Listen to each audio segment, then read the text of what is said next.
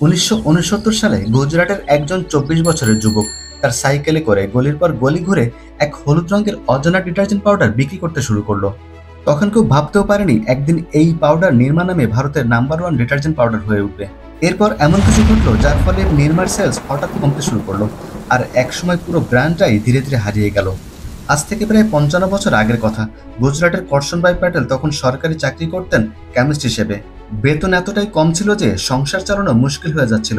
অতিরিক্ত রোজগারের উপায় খুঁজতে গিয়ে তিনি সিদ্ধান্ত নিলেন নিজের একটা ছোট ব্যবসা শুরু করবেন। কেমিস্ট্রির উপর পড়াশোনা থাকায় কেমিক্যালের ভালো জ্ঞান ছিল, আর সেই অভিজ্ঞতাকে কাজে লাগিয়েই নিজের বাড়িতে এক্সপেরিমেন্ট করতে শুরু করলেন। সোডা, অ্যাশ আর কিছু সাধারণ কেমিক্যাল দিয়ে বারবার চেষ্টা করবার পর অবশেষে একদিন এমন একটা ডিটারজেন্ট তৈরি করলেন যা সস্তা এবং কার্যকরীও। তার একমাত্র 1 বছরের মেয়ের নাম ছিল নিরুপমা। মেয়ের প্রতি ভালোবাসা থেকে নিজের আবিষ্কারের নাম রাখলেন নির্মা। প্লাস্টিকের ছোট ছোট প্যাকেটে পাউডার ভরে পরদিন থেকে সাইকেল নিয়ে বেরিয়ে পড়লেন বিক্রি করতে। সেই সময় বেশিরভাগ মধ্যবিত্ত এবং নিম্ন মধ্যবিত্ত পরিবার কাপড় ধোয়ার জন্য হলুদ রঙের লন্ড্রি সাবান ব্যবহার করত।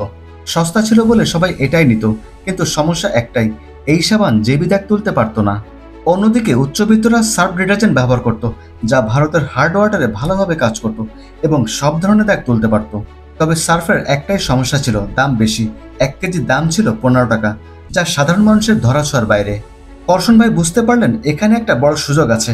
তিনি নির্মার দাম সার্ফের অর্ধেক করে দিলেন, মাত্র 3.5 টাকায় প্রতি কেজি। ব্যাস, একেবারে বাজিমাত। বাজারে ঝড় উঠে গেল, কারণ এই প্রথম সাধারণ মানুষ লন্ড্রি সাবানের দামে ডিটারজেন্ট পেতে শুরু করলো। দিন দিন নির্মার জনপ্রিয়তা বাড়তে থাকলো, আর করশন ভাই একদিনে 200 কেজি পর্যন্ত বিক্রি করতে লাগলেন। ব্যবসা যত বাড়তে লাগলো, তিনি আহমেদাবাদের পাশে সরসপুরে একটি ছোট কারখানা খুললেন আর শ্রমিক নিয়োগ করলেন, আর প্যাকেজিং এর মান উন্নত করলেন। তারই হাত ধরে জন্ম নিল সেই বিখ্যাত নির্মা গার্ল, ছোট্ট একটি মেয়ের ছবি, যা একসময় ভারতের সবচেয়ে চেনা ব্র্যান্ড মাস্কট হয়ে উঠল। করশন ভাইয়ের পরবর্তী লক্ষ্য ছিল নির্মার ডিস্ট্রিবিউশন সিস্টেমকে আরো শক্তিশালী করা। কিন্তু সমস্যা একটাই, একটা নতুন ব্র্যান্ড হিসেবে বেশিরভাগ রিটেলাররাই নির্মাকে তাদের দোকানে জায়গা দিতে চাইছিল না। কিন্তু করশন ভাই তো আর সহজে হার মানা মানুষ নন। তিনি একটা দারুণ কৌশল বের করলেন। তিনি কয়েকজন মহিলাকে নিয়োগ করলেন এবং তাদের বিভিন্ন দোকানে গিয়ে নির্মা চাওয়ার জন্য পাঠালেন। এর ফলে তাদের মনে হতে লাগলো নির্মার চাহিদা এতটাই বেশি যে তারা যদি এটি না রাখেন তাহলে বড়সড় ক্ষতির সম্মুখীন হতে পারেন। এই ভয়ে তারা নিজেরাই করশন ভাইয়ের কাছে গিয়ে নির্মার অর্ডার দিতে চাইলেন। কয়েক মাসের মধ্যেই আহমেদাবাদ এবং আশপাশের গ্রামগুলোতে নির্মা নাম্বার 1 ডিটারজেন্ট পাউডার হয়ে উঠল। এবার করশন ভাই জানতেন সময় এসেছে গোটা গুজরাট এবং তারপর পুরো ভারতকে দখল করার। তিনি বুঝেছিলেন যদি তাকে সার্ফের মতো বড় ব্র্যান্ডকে হারাতে হয় তাহলে তার একমাত্র শক্তি হবে নির্মার কম দাম। তিনি ঠিক করলেন যে কোনো অবস্থাতেই নির্মার দাম বাড়াবেন না। তাই এক্সপেনশনের সময়ও তিনি নির্মার ফর্মুলাকে একদম আগের মতোই সাধারণ রাখলেন। নির্মার 65% ছিল সোডা অ্যাশ, যা গুজরাটের স্থানীয় বাজার থেকে খুব কম দামে পাওয়া যেত। সার্ফের তুলনায় এতে মাত্র অর্ধেক পরিমাণ অ্যাক্টিভ ডিটারজেন্ট ছিল, আর কোনো হোয়াইটনার বা পারফিউম ছিল না। এরপর প্রোডাকশন বাড়ানোর জন্য যেখানে সার্ফের মতো ব্র্যান্ড দামি মেশিন ও বিদ্যুৎ ব্যবহার করে উৎপাদন করত, সেখানে নির্মা ছিল সম্পূর্ণ ম্যানুয়াল। আর এটাই করশন ভাইয়ের সবচেয়ে বড় মাস্টার ট্রিক্স, কারণ এতে প্রোডাকশন খরচ অনেক কমে গেল। আর সরকারি স্কিমের কারণে নির্মাকে 15% এক্সাইজ ডিউটি রিবেটও দেওয়া হতো। সাধারণত সার্ফকে গ্রাহকের কাছে পৌঁছাতে 4টি ধাপ পার হতে হতো, কিন্তু নির্মাকে মাত্র 3টি ধাপেই গ্রাহকের কাছে পৌঁছে যেত। এই সরাসরি ডিস্ট্রিবিউশন সিস্টেম শুধুমাত্র খরচ কমাতো না, বরং স্পিডও বাড়িয়ে দিত। এবং 1975 সালের মধ্যেই তারা পুরো গুজরাটে নিজের বিস্তার ঘটিয়ে ফেলেছিল। নির্মার বিজ্ঞাপনে সবসময় এক জাদুকরী স্পর্শ ছিল, কম দামে বেশি সাদা। এই প্রতিশ্রুতি গ্রাহকদের আকর্ষিত করেছিল। 1982 সালে নির্মা তাদের প্রথম টিভি বিজ্ঞাপন চালু করে, যা রাতারাতি হিট হয়ে যায়। 1977 সালের মধ্যে নির্মার বাজার দখল ছিল 12%, যা 1985 সালের মধ্যে প্রায় 60% পৌঁছে যায়। যে নির্মার শুরুটা ছিল শুধুমাত্র করশন ভাইয়ের সাইড ইনকামের জন্য, সেই নির্মাই আজ তাকে ভারতের ডিটারজেন্ট কিং বানিয়ে দিয়েছে। কিন্তু দুর্ভাগ্যবশত এই সাফল্য বেশি দিনের ছিল না।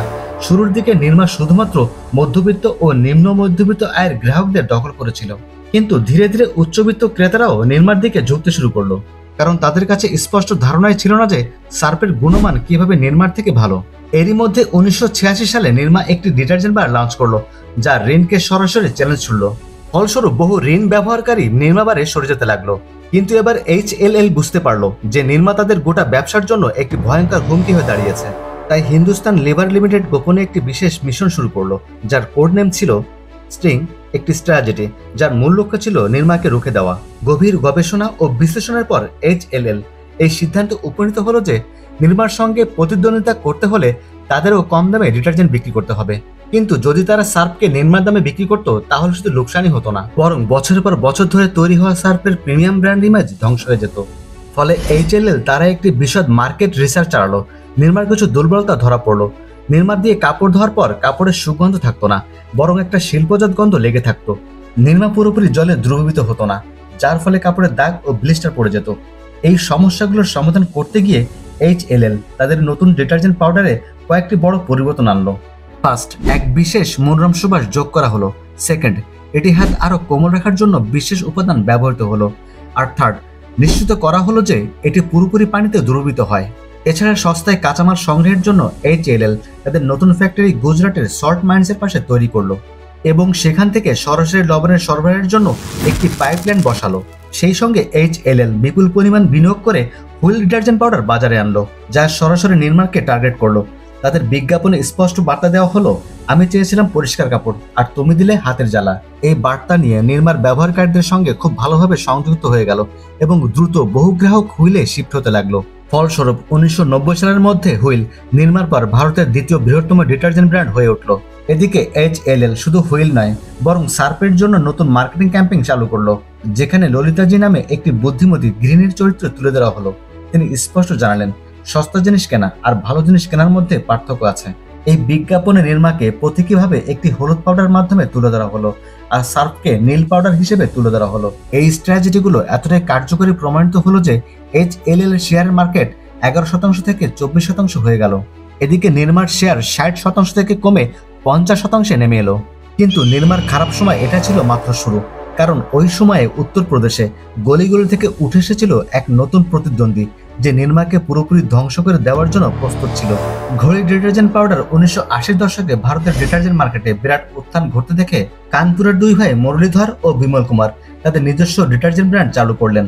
তারা লক্ষ্য করলেন সস্তা ডিটারজেন্ট সেগমেন্ট ইতিমধ্যে নির্মা ও হুইল দ্বারা দখল হয়ে গেছে, কিন্তু ভারতের মাথাপিছু আয় দ্রুত বাড়ছে। এর অর্থ প্রতি বছর লক্ষ লক্ষ নিম্নবিত্ত মানুষ মধ্যবিত্ত শ্রেণীতে উঠছে। আর নতুন মধ্যবিত্ত শ্রেণীর মানুষেরা শুধুমাত্র সস্তা ডিটারজেন্ট নয়, বরং সাশ্রয়ী মূল্যে ভালো গুণমানের পণ্য খুঁজছিল। এই উপলব্ধি থেকেই তারা লঞ্চ করলেন ঘড়ি ডিটারজেন্ট, যার গুণমান নির্মার তুলনায় ভালো ছিল এবং দামও মাত্র 10% বেশি ছিল। এই 10% অতিরিক্ত মূল্যের জন্য ঘড়ি তাদের ডিলার ও রিটেইলারদের প্রতিযোগিতার তুলনায় বেশি কমিশন দিল। ফলে দোকানদারেরা স্বাভাবিকভাবেই গ্রাহকদের প্রথমে ঘড়ি ডিটারজেন্ট রেকমেন্ড করতে লাগলো, যার ফলে বিক্রি ধীরে ধীরে স্বাভাবিকভাবেই বাড়তে লাগলো। বিতরণ ব্যয় কম রাখার জন্য ঘড়ি একটি অনন্য 200 কিলোমিটার ম্যানুফ্যাকচারিং মডেল গ্রহণ করলো। এর মানে হলো প্রতিটি গুরুত্বপূর্ণ বাজারের 200 কিলোমিটার মধ্যে তারা একটি ছোট উৎপাদন কেন্দ্র বা ডিপো স্থাপন করতে লাগলো। এর ফলে ঘড়ির স্টক সবসময় প্রতিটি দোকানে সহজলভ্য থাকতো এবং শিপিং খরচও কমে যেত। অবশেষে ঘড়ি তার বিজ্ঞাপন প্রচারে এমন একটি জিঙ্গেল ব্যবহার করলো যা গ্রাহকদের চম্বকের মতো আকর্ষণ করলো।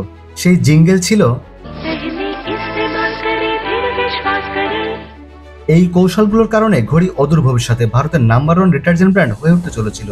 অন্যদিকে 1990 সালের দিকে নির্মাতার বাজারের অংশীদারিত্ব ক্রমাগত হারাচ্ছিল এবং টিকে থাকার জন্য তাদের বড় ধরনের পরিবর্তনের প্রয়োজন ছিল। প্রথমত তাদের সোডা অ্যাশের পরিমাণ কমানো জরুরি ছিল, কারণ এটি ব্যবহারের ফলে হাতের ত্বকে জ্বালা সৃষ্টি করত এবং দীর্ঘমেয়াদে কাপড়ও ক্ষতিগ্রস্ত হতো।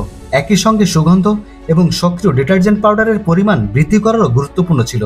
সেই সময় নির্মা একটি বাজার গবেষণা সংস্থার মাধ্যমে সমীক্ষা চালায়, যা প্রকাশ করলো যে বেশিরভাগ গ্রাহকই নির্মা ব্যবহার করতে লজ্জিত বোধ করতেন। এই কারণে নির্মার উচিত ছিল পুরনো প্যাকেজিংয়ের পরিবর্তন করে আরো উন্নত এবং আকর্ষণীয় করা, যাতে এটি নিম্নমানের মনে না হয়। একই সঙ্গে নতুন বিজ্ঞাপন প্রচার শুরু করে হুইল এবং সার্ফের বিজ্ঞাপন ক্যাম্পিং এর প্রতিযোগিতা দেওয়া এবং নিজের পণ্যকে শুধু একটি সস্তা ডিটারজেন্ট নয়, বরং ভ্যালু ফর মানি ডিটারজেন্ট হিসেবে উপস্থাপন করা উচিত ছিল। কিন্তু নির্মা এগুলোর কিছুই করলো না, বরং মূল পণ্যের উপর মনোযোগ না দেওয়ার পরিবর্তে সার্ফকে হারানোর লক্ষ্যে প্রিমিয়াম ডিটারজেন্ট মার্কেটে প্রবেশ করালো, যা পরিস্থিতিকে আরো খারাপ করে তুলল। তারা নির্মা ব্রু নামে একটি নতুন ডিটারজেন্ট বাজারে আনে, কিন্তু তখন প্রিমিয়াম মার্কেটে শুধুমাত্র সার্ফ ছিল না, এরিয়েলও তাদের নিজের অবস্থান শক্তিশালী করে ফেলেছিল। এই প্রতিযোগিতায় নির্মা ব্লু কোনো নতুনত্ব বা ভালো কিছু অফার করতে পারেনি। যেখানে HLL সচেতনভাবে তাদের প্রিমিয়াম এবং সস্তা ডিটারজেন্টগুলোর জন্য সম্পূর্ণ আলাদা নাম ব্যবহার করেছিল, সেখানে নির্মাতার প্রিমিয়াম ডিটারজেন্টের নামও নির্মা শব্দটি রেখে দেয়। ফলস্বরূপ গ্রাহকরা এটিকেও একটি নিম্নমানের পণ্য বলে ধরে নেন এবং খুব দ্রুত নির্মা ব্লু বাজার থেকে হারিয়ে যায়। নির্মা আরও কিছু পণ্য বাজারে আনে, Nirma bathing soap, hair oil, Nirma shampoo এবং নিরমা টুথপেস্ট। তাদের ধারণা ছিল নিরমার জনপ্রিয় ব্র্যান্ডিংয়ের কারণে এই পণ্যগুলো সফল হবে, কিন্তু হলো ঠিক উল্টো। প্রথমত, যারা নিরমা ব্র্যান্ড পছন্দ করতেন তারা কেবল ডিটারজেন্টের সাথেই এটি সম্পর্কিত বলে ভাবতেন, তাই নিরমার সাবান, তেল বা শ্যাম্পু তাদের আকর্ষণ করলো না। দ্বিতীয়ত, নিরমার নিম্নমানের ব্র্যান্ড ইমেজের কারণে কেউই এই নতুন পণ্যগুলো কিনতে চাইল না। 2017 সালের মধ্যে নিরমার বাজার শেয়ার মাত্র 4% নেমে আসে।